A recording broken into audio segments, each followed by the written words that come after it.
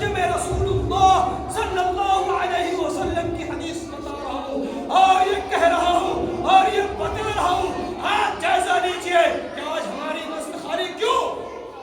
ہم نے کبھی اس میں سوچا؟ ہم نے کبھی اس میں غور و فکر کی؟ نہیں کی. کیوں نہیں کی؟ کہ آپ کی ذمہ داری نہیں. ایک وقت تھا کہ بیٹا باپ سے ڈرتا تھا. آج ایسا وقت آ گیا ہے کہ باپ بھی ڈرتا بیٹا سے. کیوں؟ کہ میرا بیٹا تو انجینئر ہے, میرا بیٹا تو ٹھیکیدار ہے, میرا بیٹا تو ڈاکٹر و وکیل ہے. اس لیے باپ بھی ڈر ڈر کر بات کرتا ہے. ذرا سوچیں اس گھر کا کہاں سے برکت ہوگا؟ آج مسلمانوں کی حالات ہر جگہ کیوں پریشان حال ہے؟ اس کا ریزن اور اس کی کمی یہی ہے کہ مسلمانوں نے جھوٹ کو اپنایا ہے, مسلمانوں نے دین سے ہٹ چکا ہے. اور آج مسجد خالی کیوں پڑی ہے؟ کیا وجہ ہے؟ کیا کبھی ہم نے اس کے بارے میں غور و فکر کی؟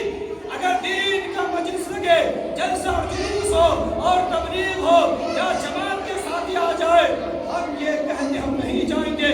اگر اسی موقع پر شادی بیاہ ہو, دھڑلے سے لوگ جاتے ہیں.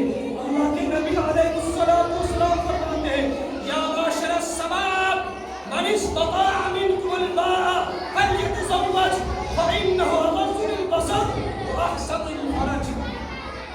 اے نوجوانوں کی جماعت, اے نوجوانوں کی گراہ, جب تمہاری وقت ہو جائے بالغ ہو جاؤ, اگر معاشرے کو اچھا اور سچا اور پاک اور پویتر کرنا ہوگا تو وقت میں بچوں کو اور بچیوں کو شادی کرو.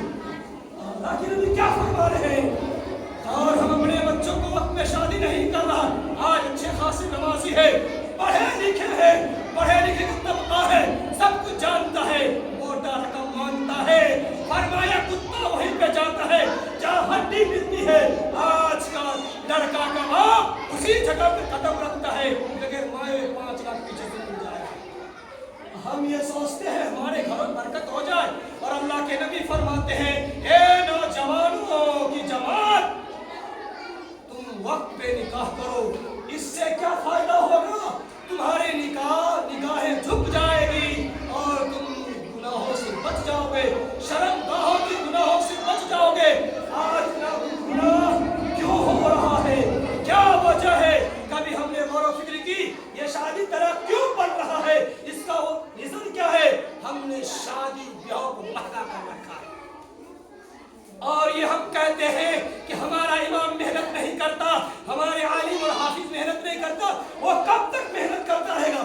وہ والے ساتھ دینے کو تیار نہیں. جب کوئی بولتا ہے امام صاحب زیادہ دن ہو گئے, اب زیادہ بولتا ہے, اب تو بھاگ میں گھومتا ہے. ذرا سوچئے, اگر کسی کے دل میں خیال ہے کہ ہم سے پوچھ کر جائے گا اور ہم امام کو رکھتے ہیں تو ہمارے تابع ہو کر رہے گا, اس کی نماز نہیں بلکہ انبیاء علیہ السلام کی جگہ کو علماء سنبھالتے ہیں, جگہ کو امام بادشاہ ہوا کرتا ہے. آج حکومت اسی میں لوگ چلاتے ہیں.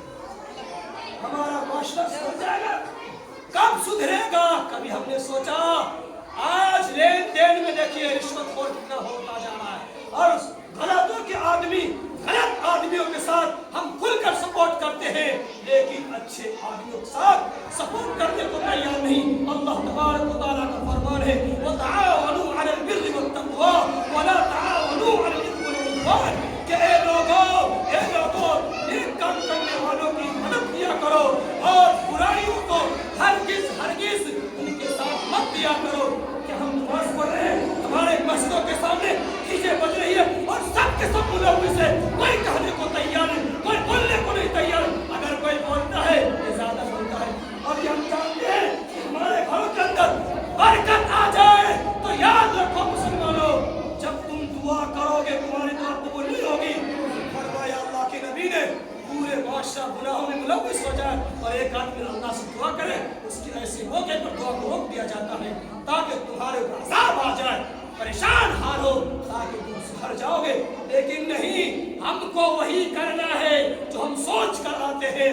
تو یاد رکھ لیجئے مسلمانوں, اگر اپنی حالات کو نہیں بدلتے ہیں وہ دن دور نہیں کہ اللہ کے عذاب خطرناک ہوگا. ان عذاب شدید, میرے رب کا عذاب بڑا سخت ہے, बड़ा सख्त है। जरा सोचिए, सिर्फ जलसा सुन लेना, बातों को सुन लेना, बल्कि अमल करने की जरूरत है। अगर आज अमल नहीं करते हो तो कामयाबी नहीं, बल्कि जान लेने का नाम दिन नहीं है, बल्कि अमल करने का नाम दिन है। शरीयत के मुताबिक जिंदगी गुजारने का नाम है। लेकिन आज ऐसा क्यों हो रहा है? कभी हमने अपने दिल में बात रखकर सोचा ये गुनाह क्यों हो रहा है? आज हमारे बच्चियों क्यों किसी के साथ जा रही है? कभी हमने सोचा, कभी हमने गौर व फिक्र की?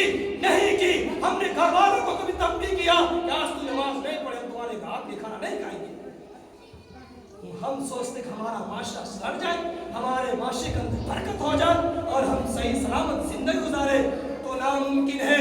आज का दौर ये है कि आज तो उलमा से लोग बायकाट होते हैं, इमामों के मुखालिफ करते हैं और उलमा से कटते जा रहे हैं। तो फरमाया कि 5 काम में से आलिम बनो या तालिब इल्म बनो, या आलिम के बात सुनने वाले बन जाओ या उनकी खिदमत करने वाले बन जाओ। मेरे पुत्र, कामयाबी इसी में है। लेकिन आज क्या हो रहा है? हम नमाज पढ़ रहे पाबंदी से, हमारे दुआ कबूल नहीं। हम नमाज तो पढ़ रहे, सारा काम कर रहे, अकेला से नहीं। 5 बेटा कमाएगा तो घर में बरकत होगा। आज अब एक आदमी नमाज पढ़ेगा और 5 आदमी घर में नमाजी कुरान पढ़ने को तैयार नहीं। आज मजमे के अंदर अगर सवाल होगा, कहेगा मेरे नबी का नाम बताओ, मेरे नबी अलैहिस्सलाम के दादा और नानी का और दादी का क्या नाम है? हम हक्का बक्का रह जाएंगे और माशरा सुधर जाएंगे। अभी रुकिए 1 मिनट। क्या कहता है मेरा बेटा सऊदी से आ रहा, दिल्ली से आ रहा, क्या पढ़ेगा जिसको जनाजे की दुआ भी याद नहीं? उस औलाद से क्या उम्मीद रखेगा? मेरे मोहतरम, हम उसके लिए रोक के रखते हैं, उस लायक भी नहीं होता है। कम से कम अपने बच्चों को पढ़ाइए और हर घर के अंदर तालीम होनी चाहिए, कुरान की पाबंदी होना चाहिए। तब देखिए बरकत होगा घरों के अंदर, तब बरकत होगा। 5 नमाजी और 20 बेनमाजी, हम सोचते हमारा तो का अच्छा मामला होगा। कहाँ से होगा? नहीं, बल्कि आपको इनफिरादी में और उलमा के साथ देना है।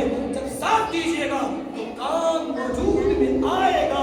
अगर आप उलमा से कट रहे हैं तो याद रख लीजिए मेरे मोहतरम, वो दिन दूर नहीं कि आपको बड़ा हाल न हो जाए। इसलिए अभी वक्त है। ये तो इमाम साहब की मेहरबानी है, ये जलसा के लिए बड़ी रुकावट हुआ, बहुत रुकावट हुआ, लेकिन हिम्मत करता रहा। अल्लाह ने आज कामयाबी मिली। लेकिन फरमाया अपनी हिम्मत को कभी भी मत हारा करो, हिम्मत और हौसला बुलंद रखा करो, कामयाबी जरूर मिलेगी। कभी भी मायूस नहीं होने की जरूरत है, हर काम में लगा रहना है। मन जद्दा वजदा, जिसने कोशिश किया उसने पा लिया।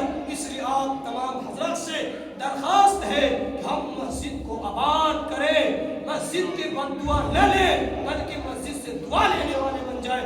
जब पूरा गौर समाज और खासतौर से जो गौर माशरे के जिम्मेदार लोग होते हैं, अपने आप को बड़े कहलाते हैं, अगर वो मस्जिद में आना शुरू कर देंगे तो हर तबका नमाजी बन जाएंगे।